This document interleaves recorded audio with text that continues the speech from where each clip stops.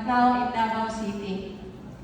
My background, formerly non-life insurance employee for 17 years, pero ngayon full-time na ako nasa lifestyles. Sino ba si Marlene? Taga-Samal po ako. Mahirap. Yung apat po kami na magkakapatid. Ako yung pangatlo. Or in fact, nandito yung nanay ko. Nandyan. Mahirap kami. Ang tatay ko, mag-uuma. May farm. Dumating sa point na yung sa laki ng farm namin, ng tatay ko, may one time na pinaharvest na kami ng mais. Nag-volunteer ako mag-harvest ng mais. Pero hindi ako natapos, nasa gitna pa lang, sumuko na ako kasi sabi ko, ayaw ko na kasi ang init.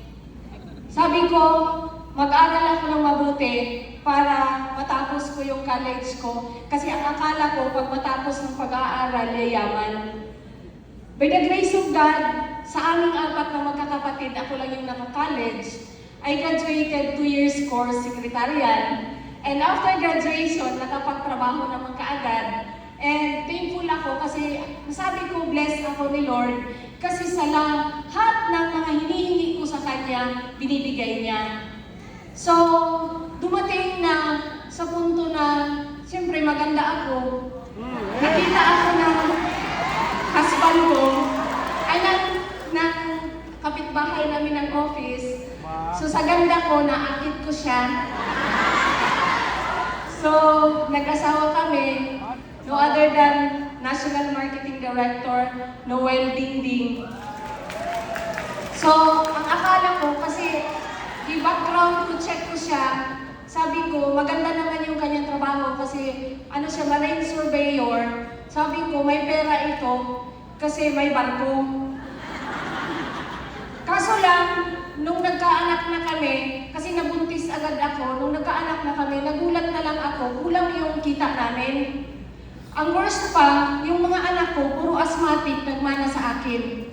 So, hindi na kasya yung sahod namin hanggat sa dumating sa punto na nalubog ako sa utang. I have 4 credit cards kasi yung dalawang anak ko, hindi lang isa kasi, naging dalawa na. So yung dalawang anak ko, nagmana sa akin, puro sila asthmatic. So, doon nagsimula, doon dumating yung dilubyo sa buhay namin. Kasi lubog ako sa utang na hindi ko na alam paano ko siya lagpasan. Buti na lang, there was one person na naimbita ako sa Hope. Sobrang malaking Hope. And nandoon na ako, kasi that time, grabe si Lord. Nung napanood ko yung malaking Hope, may katabi akong hindi ko naman alam na inupo ako sa harap. Hindi ko alam yung nasa harap para puro millionaire. Yung isang upuan, nakatabi ko, mayroong makulit na tao, sige kalabit sa akin. Sabi niya, ma'am, gusto mong kumita ng 1 milyon? Hindi magsingkin sa mind ko yung 1 milyon kasi ang sahod ko that time is only 5,000. So sabi ko dito 1 milyon. Paano sila kikita ng 1 milyon? Paulit-ulit niya akong tinanong hanggat sa pangatlong tanong niya sa akin, sinagot ko siya, sabi ko, Sir, if God permits, why not? Kung ibibigay yan ni Lord sa akin, tatanggapin ko yan. Ngayon may in-acknowledge yung company, sabi ng Lifestyles, the next speaker, ordinaryong tao, ordinary tricycle driver, but because of Lifestyles, life-changing opportunity, he became a phenomenal hero to a lot of people. Pag-acknowledge, please help me welcome Global Marketing Director, June Igot, tumayo yung katabi ko.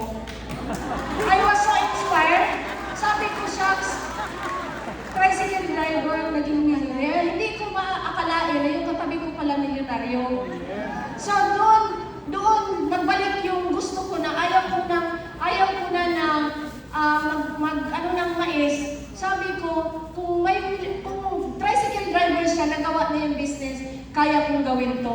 So doon nagsimula, sabi ko, gawin ko tong business. Ang problema, wala akong puhunan. Kasi ba lubog na ako sa utang. Sabay sabi sa speaker, kung gusto, maraming paraan, kung ayaw, maraming dahilan. So, nag-decide po ako, nangutang po ako, I get cumulative package. Kasi noong time na yon, walang pang express, walang instant. Ay, may instant, walang express. So, cumulative package ang kinuha ko. Nangutang po ako. Pero grabe si Lord. Bakit? 25 days lang, naubos ko yung product ko. Because of the excitement. Grabe lang talaga yung excitement ko. So, tinuloy-tuloy ko siya. Nagulat na lang din ako. Kasi that was 2005. 2006, I attended the first National Gala. High na high ako. After National Gala, nawala lahat. Nawala lahat yung mga distributors. Nagising na lang ako. Nawala na sila. And that time, resigned na ako. I resigned my work. Nag-decide na ako na mag-resign na. Ang problema, nawala yung lifestyles. So, sabi ko, ano ang gagawin ko? But I still have product. May product pa ako kasi magaling naman ako mag-replenish. Pinasok ko yung husband ko. Tinuloy-tuloy ko siya. Ang problema, walang office dito. Hanggat sa, dahil hindi nag-resign na ako, wala na akong sahod, at saka si Noel din, hindi na kasya yung kanyang sweldo. Ang nangyari, ang ginawa ko, sabi ko, nandyan pa naman yung lifestyles. Ang ginawa ko, dispose ako ng bottle. May mga makausap ako na sinasabi nila, ay wala na yung lifestyles, pero matindi yung ano ko sa loob ko. Kasi sabi ko, hindi, nandyan yung lifestyles. Nandyan yung lifestyle, sabi ko sa kanila. Yung distributor lang yung nawawala. Yung lifestyles nandyan. So, grabe yung ano ko sa lifestyles. Kaya tinuloy-tuloy kong nag-dispose ng bottle hanggat sa dumating na hindi na kasi yung kita namin. Yung nabibenta ko na bottle, napunta na, nakain na namin. Napunta na sa bigas, napunta na sa babayarin. So dumating sa punto na 3 bote na lang yung natira sa akin. Kaso lang walang office dito, ang ginagawa ko, si Ma'am Mitz noon, 3 bote kanya may office. Akin walang office. Ang ginagawa ko, kailangan mabenta ko yung 3 bote. Magsimula ako 6 o'clock hanggang 2 o'clock lang. May time frame ako. Kasi kailangan ko siyang i-deposit sa Union Bank. Tapos ipasok ko pa sa RCPI. Tapos i-follow up ko pa sa office kung na-receive nila yung order ko. Kasi kailangan ko siyang ma-confirm na na-receive siya. Kaya may pick-up center sa FedEx. Kailangan 8 o'clock. Nandoon ako sa FedEx. Kukunin ko na yung big purchase ko araw-araw para may ma-dispose naman ako para may kakainin kami. Ganun yung nangyari. Pero buti na lang, one time, nandyan si Ma'am Peng, pinuntahan niya kami sa Davao. Sabi ni Ma'am Peng, gawa kayo ng hope. 5 kaming natira that time. Alam niyo ba, gumawa kami ng hope, lumaki. Pero ang nangyari, out of 5, ako na lang yung natira. Si Sir June, sa Gentian, siya na lang din isa natira. So yun ang nangyari, hanggat sa, I was so excited na hindi na ako mapigilan. Yung 3 bote ko, nakasponsor na ako ng Express Direct, nakasponsor na ako ng Instant Direct, nakabuo ako ng Life Builder, dumami yung stocks ko, nag-goal ako every month, may Life Builder ako para may stocks ako. Hanggat sa yung stocks ko, umabot ng Express Direct na. So, na-bless, na happy na ako masyado. Sabi ko, Lord, grabe, dito na makabawi na ako. Tinuloy-tuloy ko siya hanggat sa na-promote ako National Marketing Director.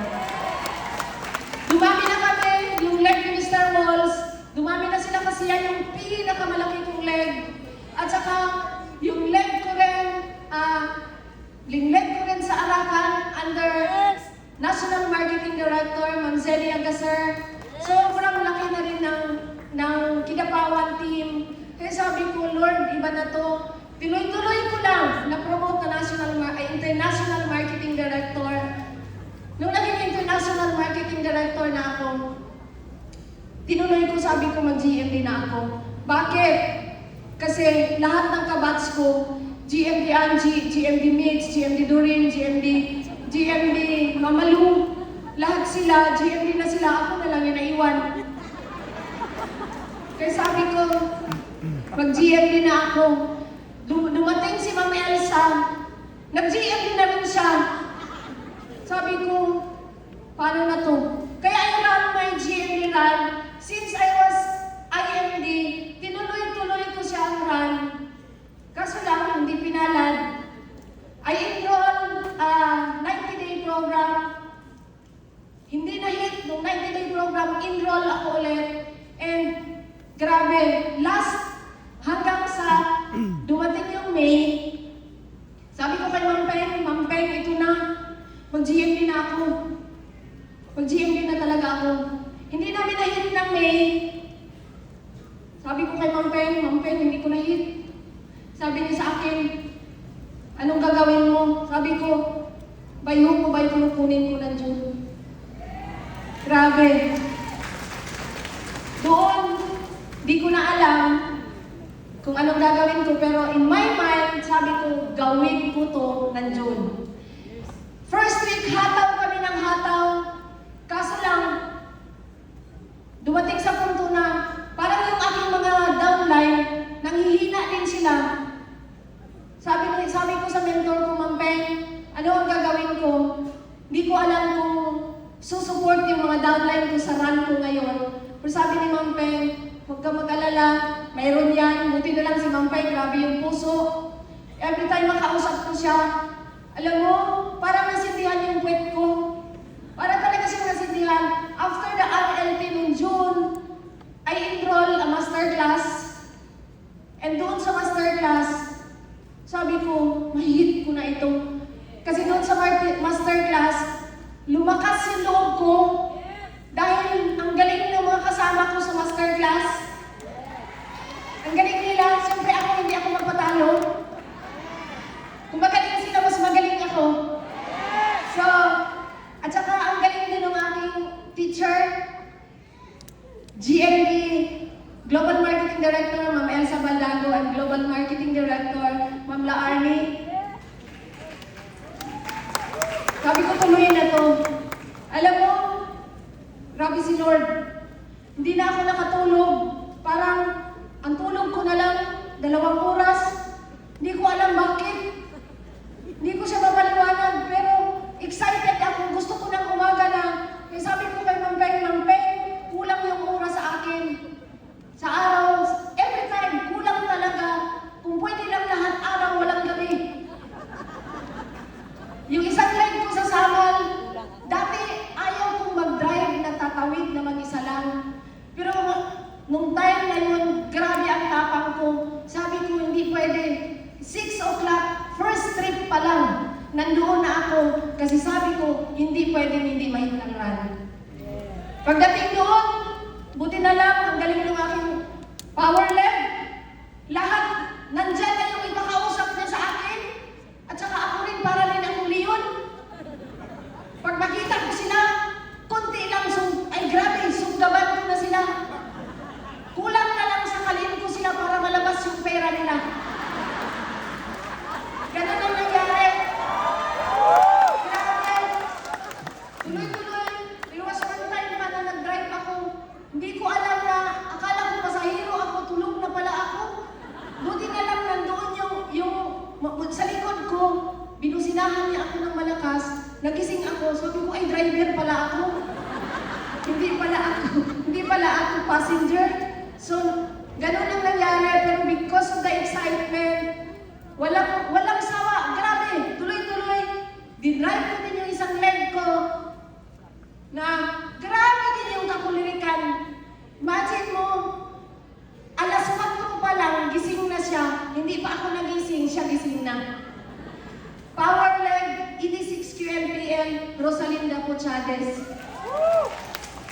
Dahil kulang kami ng tulog, sara namin, nag-uusap kami kung ano yung strategy namin dun sa prospect niya. Nung sige ako kwento na nagdadrive ako, nagulat ako, wala na akong kausap, yung katabi ko tulog na pala. Ginaganon ko na lang yung ano niya, liig niya, sabi ko, uy, tulog ka naman pala. Alam mo, pero hindi nakahadlang, tuloy namin ginawa. There was one time pa, nagpa-drive kami kay Noel. Pumunta kami doon sa best friend ni Ma'am Rosalinda. Pagdating namin doon, pinakain din kami. Kumain kami doon, nakalimutan namin si Mr. Noel Dingding, NMD Noel Dingding, nasa sakyan pa lang. Grabe! So, nakalimutan namin, 2 oras kami doon sa bahay ng kaibigan niya. Pero alam niyo, grabe si Lord, kumuha ng instant package. Tuloy-tuloy namin ginawa ang business hanggat sa nag-PK, nag-commit po ako ng 300 tickets. Pero alam niyo, lumagpas pa. Personal ko lang yun sa downline ko. Except sa leg ni National Marketing Director, Ma'am Zelly Agaser. Mayroon pa siyang 250 ata sa kanya. Na hakot talaga namin yung, grabe yung, alam mo, yung pagtotoo ka pala talaga na mag-invite, madala mo yung tao. Napaupo namin sila dito. Ang daming guests na excited yung mga guests. Pagkatapos ng PK, high na high kami. Grabe yung follow-up. Nagulat ako, sabi ni Ma'am Peng, kasama ka sa leaders meeting. So may GMD meeting with GM Chantel and Sir Paul. Sabi ni Ma'am Peng, sama yung IMD. Pumunta kami doon. May meeting na namin. Pagdating doon, nakahilera na lahat. Alam niyo,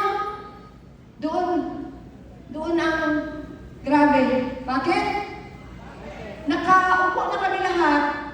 Bigla akong pinalipat. Pinaalis si Ma'am Elsa sa tabi ni Sir Paul at ako ang pinaupo doon.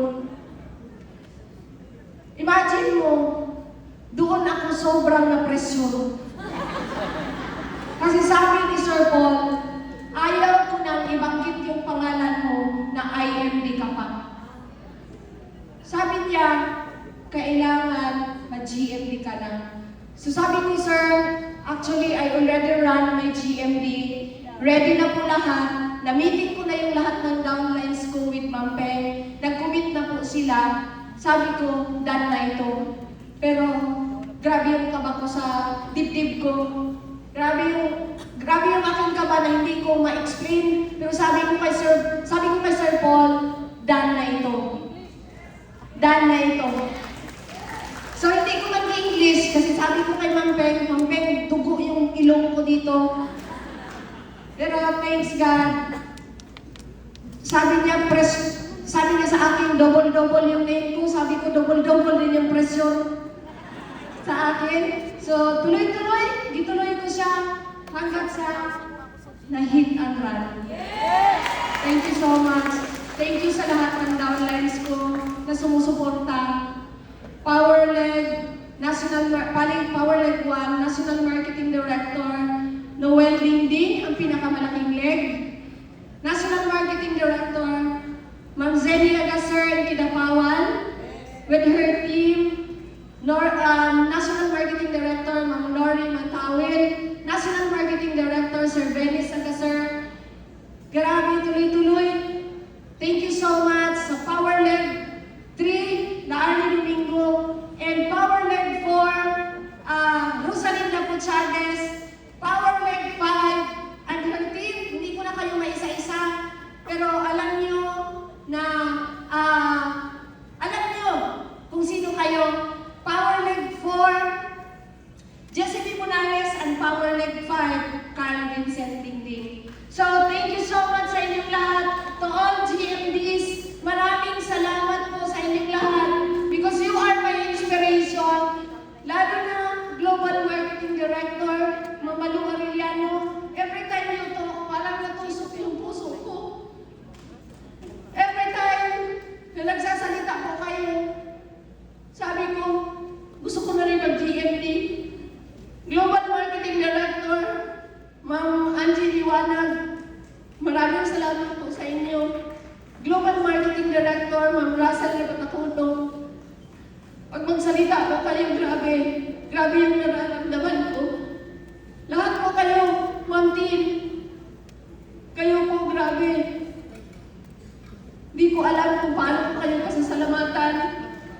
Ma'am Beng, thank you so much sa pagtatrust mo sa akin, sa pagtitiwala. Maraming salamat po. Thank you so much, Ma'am Beng. Hindi ko alam kung ano sasabihin ko. Kasi kung wala po kayo, wala po ako dito.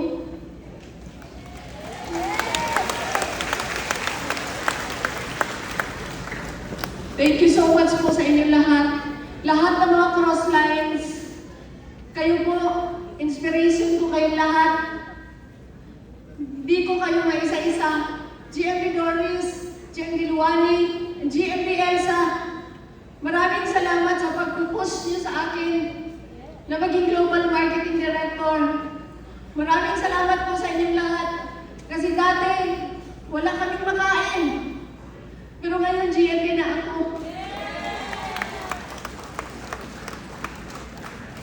Hindi ko alam kung paano ko kayong pasasalamatan. Maraming salamat po sa inyong lahat. Lalo na po kay Sir Paul for bringing lifestyles in the Philippines, for creating the product.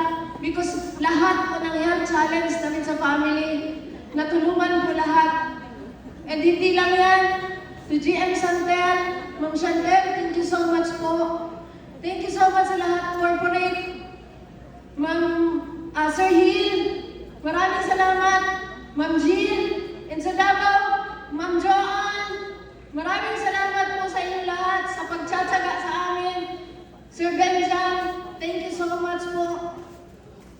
And sa family ko, sa pamilya ko po, na nandyan lagi na nagsusupport,